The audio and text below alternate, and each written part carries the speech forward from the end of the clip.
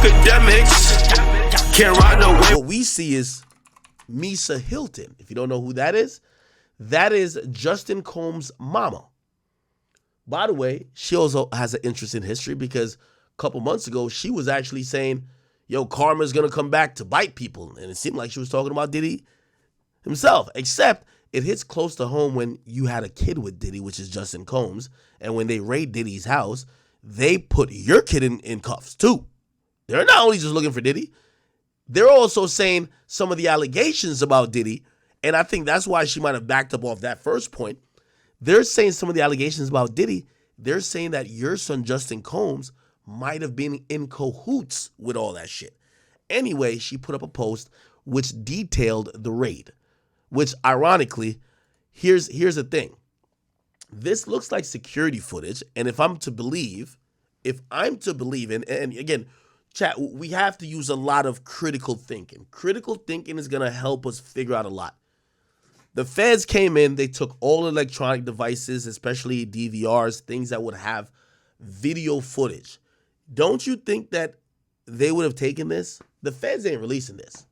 This came from Misa Hilton, which came from Diddy's camp. By the way, keep in mind, I'm telling y'all, to me, these are carefully planned PR statements.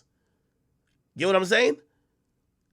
Misa Hilton, who doesn't live there, gets the perfect surveillance footage of the raid to put out.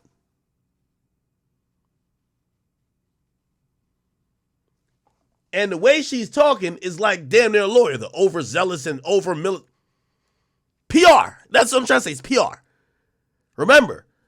And I'm gonna tell you where my other point is gonna be. Where after this. The next step after this is going to be Diddy speaking himself. 100%. Watch. Now, that's going to be complicated because interviews, I think, are going to be bad. Look at the R. Kelly thing.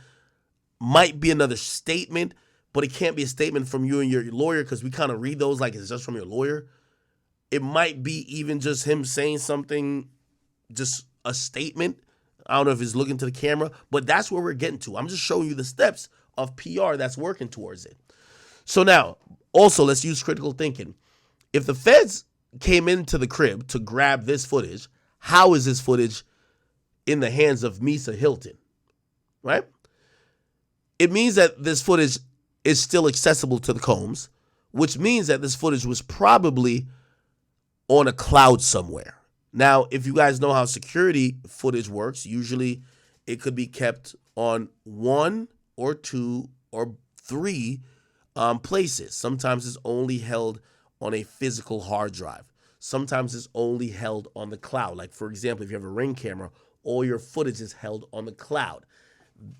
If something happens and the police subpoena Ring, they will get access to that footage. They don't need your approval if they have a subpoena. Now, if it's only on your DVR, shit, if you break that DVR, they can't really retrieve it, right?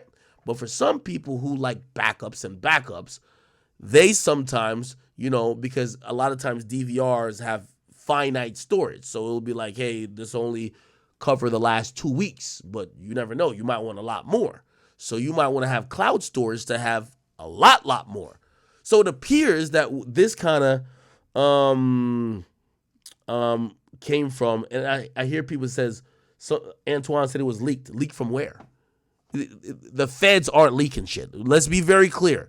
The federal authorities are not leaking shit. They want to indict this nigga. They're not trying to do propaganda. Now, I do think they did engage in some propaganda, slightly, by tipping off all the news organizations after the raid started, because that's why all the news stations ran to where they were. So, yes, they did engage in some propaganda, but that was probably propaganda to give them good press because they were approaching and hitting 2 places simultaneous with force, right? However, them leaking potential evidence to the media does not help their case, okay? So I think this is probably from a cloud storage or somewhere, and I think this is probably Diddy's lawyer in them trying to put this out as a propagandized way to say, look how the feds are treating Diddy. They're treating him like a thug, a criminal, someone who is a murderer. They're not treating him like someone who's a billionaire, which, by the way, this is the first time we've heard so many people try to bring up Diddy's billionaire status as if he should be getting treated way better. He should be getting preferential treatment. Hey, they wouldn't treat another billionaire like this. Well, it ain't according to the law. Everybody should be treated the same. So why are we saying because Diddy's a billionaire, his sons could never get handcuffed? That's not how it works. So anyway, so this is the footage. And again, I'm using critical thinking. This got to come from a cloud. I think it's PR. Let's first read the statement, and then we're going to watch the video. Tell me if this statement sounds like a lawyer hasn't instructed the framing of the statement, because even Diddy's own lawyers said the same thing, right? The overzealous and over-militarized force used against my sons, Justin and Christian, is deplorable. By the way, her son is only Justin. However, she, that's her stepson pretty much. She's saying Christian Combs is her son too. If these were the sons of a non-black celebrity, they would have not been handled with the same aggression. The attempt to humiliate and terrorize these innocent, young, in all caps, black men is despicable. Enough is enough. Did Justin need several laser beams from firearms pointed at his chest? Did Christian need a gun pointed at the back of his head while he was handcuffed? How many times have we seen young, unarmed black men not make it out of these situations alive? Again, this is a PR firm and a lawyer talking right here. Guaranteed. Guaranteed. Yes, it's tinted in our mom emotions, but this is all, I'm going to be honest, this is propaganda. I have retained an attorney. By the way, if you don't know who this is, attorney Jeffrey Lichtman. You do know who that is, right? Y'all got good memory. That's the guy who represented El Chapo.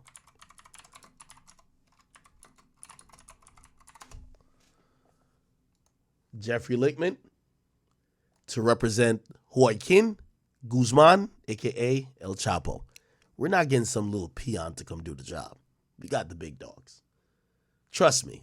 Again, chat, you just can't be dense when you're looking at this. If you think she wrote this up by herself, she just hired the attorney that was representing one of the richest niggas in the world who was a drug kingpin. If you think she got on here and emotionally typed this shit up, you're stupid. So this is the lawyer that she's represented for her son. Keep in mind, her son is named and accused in several civil incidents of doing crimes. Now, keep in mind, one of the reasons why they also hired Jeffrey Lichtman is because this case is coming out of HSI, and it's the New York division. It's coming out of the Southern District of New York. And this guy operates, and he's worked the districts of New York before. He worked the Eastern District for the El Chapo case. And essentially, yeah, they have one of the best attorneys known to man for Justin Combs. So, okay. I've retained attorney Jeffrey Lichtman to represent my son. Now, let me tell you how this shit goes, chat. You see, when these type of things happen, that retainer fee right there is like 200 bands, $250,000. Yeah. You know why? Attorney gonna say, yo, how much your freedom's worth? Trust me. That's how they give it up. How much is your freedom worth? Hey, we don't know what this is gonna be. We're gonna have to work with the federal authorities and monitor that process, that hopefully they don't do you dirty and just roll up some bullshit charges on you, which is always going to affect your life. Obviously, Diddy's a billionaire. All money's going to get paid. It's all good. But this is probably a very expensive lawyer. But this is only for the son, right? We're not talking about Diddy's lawyers. Diddy's lawyers are probably going to be a whole team of niggas, right? Anyway, somebody said, what the fuck? Are you saying who the fuck announces they have a lawyer? Well, I think that lawyer, this is a PR statement, right? This is a PR statement. But I think this is a PR statement to try to get news organizations to have pity for the diddlers. Hey, yeah, she got a point. Why the hell are they pointing guns at these kids' heads? All we know them to do is fuck bitches. They don't do nothing. They're not violent.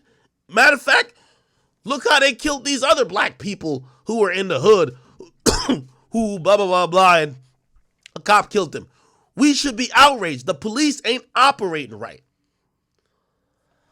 Do you get what I'm saying?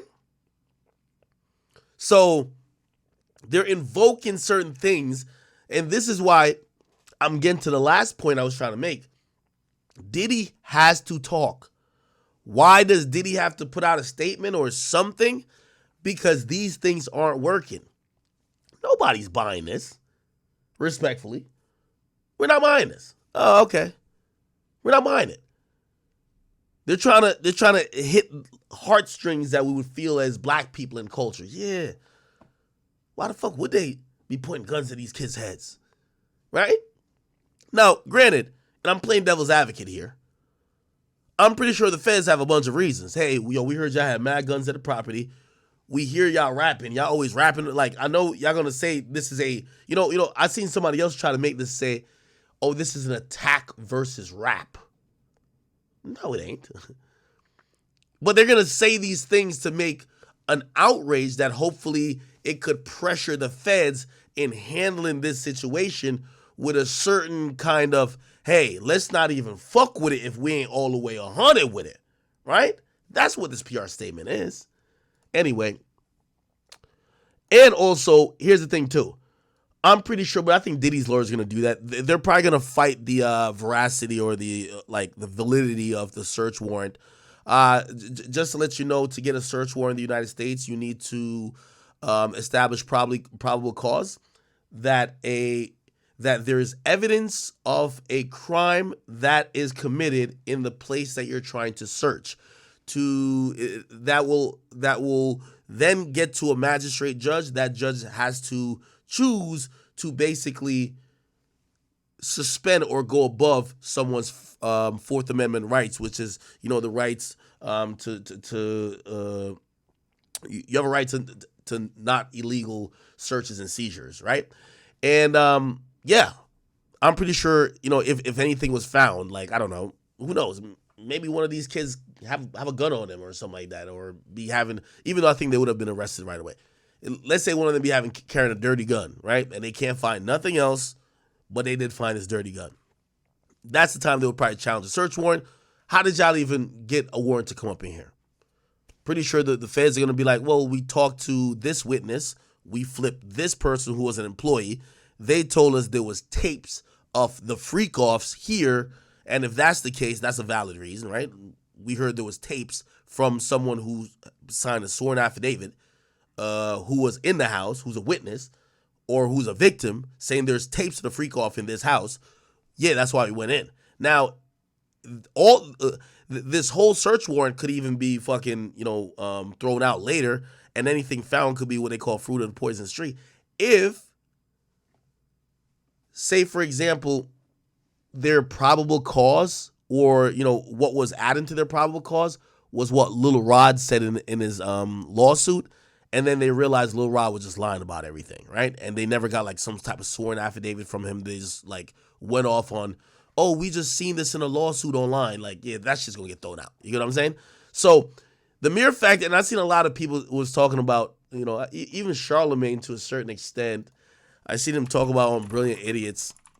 And he was like, yo, I think the internet is kind of like, just, here we go.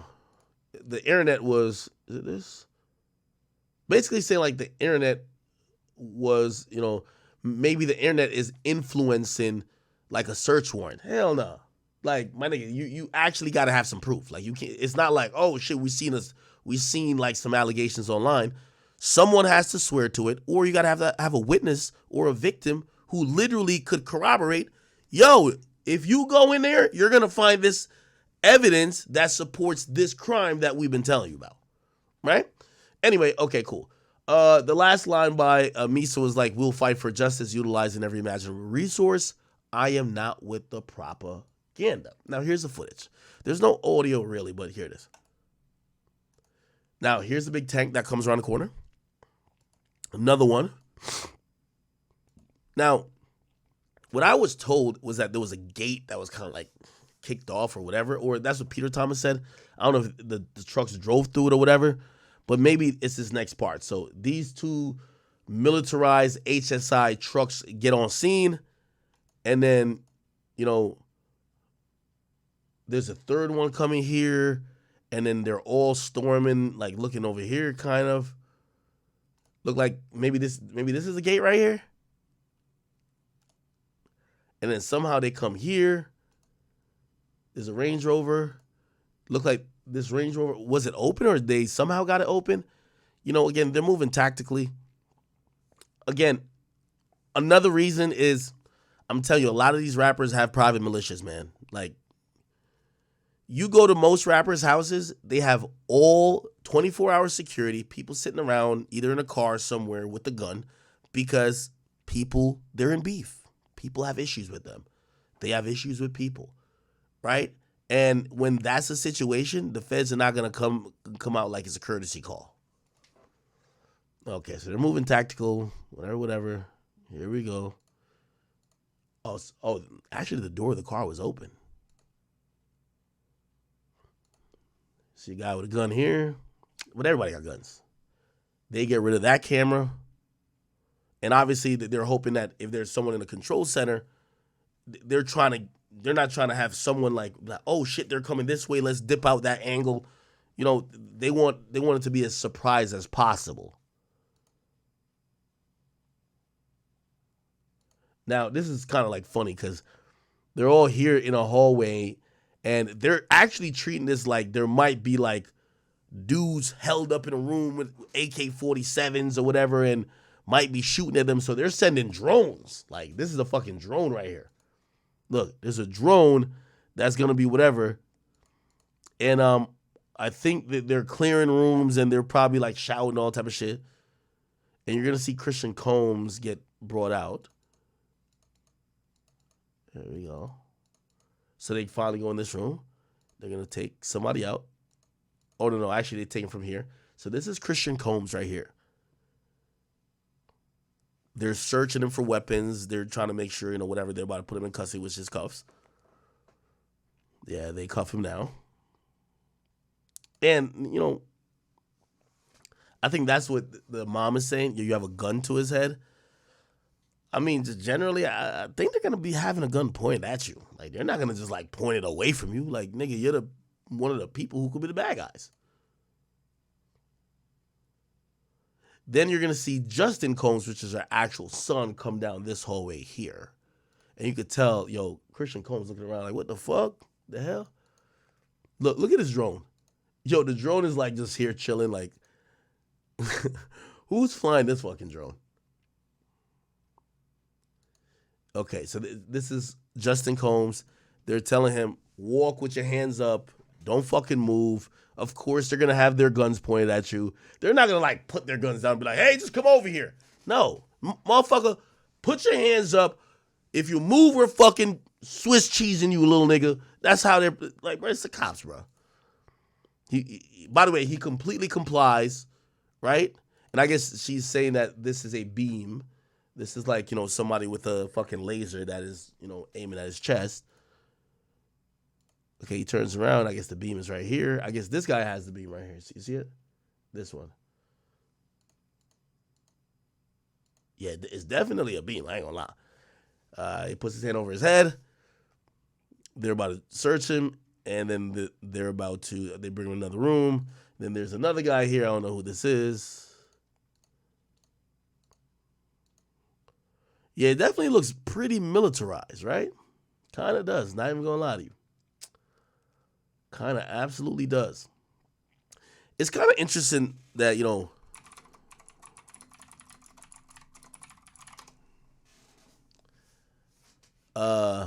by the way, we're going to watch this in a second.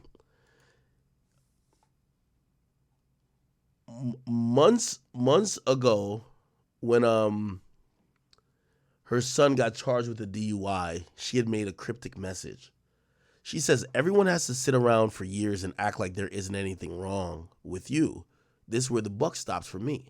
She says, the statement, a fish rots from head down, means that in addition to being a major contributing factor in a family or organization's success, leadership is also the root cause of its failure and demise. The truth shall set you free.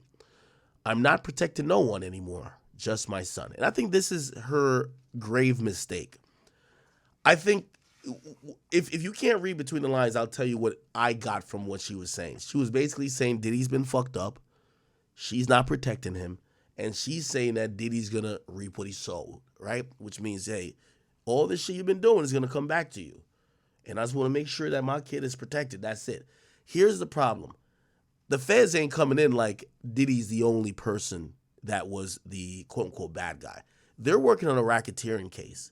So all of Diddy's close friends are possibly going to be looked at as accomplices, including her sons, right? Now, they're not friends, but they're people who are always around, people who have like contributed to certain shit, whether sexual or not. And yeah, the feds are going to be looking at Justin Combs as a possible co-conspirator. They're going to be looking at Christian Combs as a possible co-conspirator. And that's the interesting thing about her demeanor back then, because she was like, yeah, I only care about my son. Well, if you cared about your son shouldn't be in that environment if you thought Diddy was that bad. Because what happens is when the feds come in, they're not going to treat your son like a victim because he's not. They're going to treat him as a possible suspect as well. So it's kind of like interesting how her tone has changed. Before I guess she probably was under the assumption that if anything ever happens, it only falls and happens with Diddy. No, I would imagine that the feds want to charge the kids and the dad.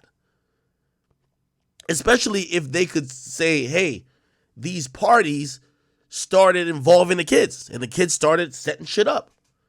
So now her tone is different. Her tone is, yo, y'all are taking advantage of my son. That means it's and here's what Fox News has to say about him. Oh, actually, this is not really informative.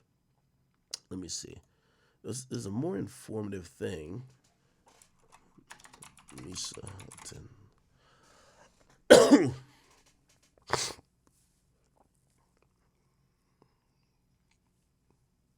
Give me 1 second.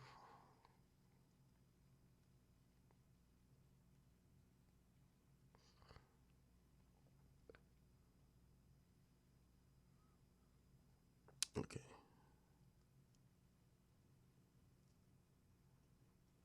Yeah, remember You this? sort of heal from like breaking up and all the shit can I curse? All Yeah, the sure, stuff, of course. all the stuff that you might have been upset about or resentful about. Like that's why it's really important. That's the coaching part of me now speaking.